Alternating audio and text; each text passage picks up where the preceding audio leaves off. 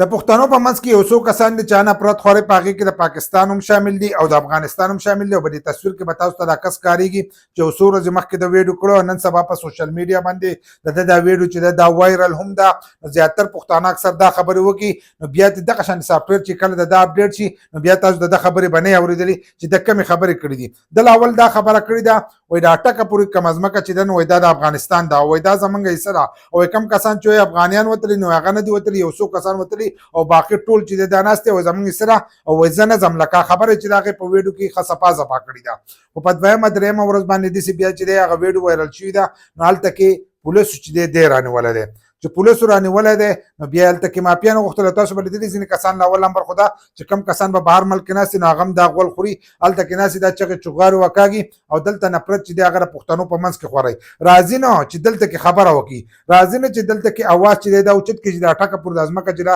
زموږ دلته راتلی نه شي خو د هغه ځای نه خالي نفرت چې دی دا خوری غږ نشي کولی دلته دا پته ده چې په دغې باندې ماته ویوز چې دي دا میلاویږي روپۍ چې دی دا ماته میلاویږي زه په دې باندې مخکې کېږم وایرل کېږم نو د دې د وجې نه هغه دغه خبرې کوي خو چې دلته راشي نو بیا یې دغه حال نو دا کس چې دی دا نیولی دی د دا بیان به تاسو اورېدلی چې د ده سافټویر څنګه اپډیټ شوی دی سافټویر یې داسې اپډیټ شوی دی چې ده دلته ویلي دي معافي هم غوښتلې ده او بیا یې دا خبره هم کړې ده چې زه په علاقه کې په غولخور باندې چې دی په دې باندې مشهور یم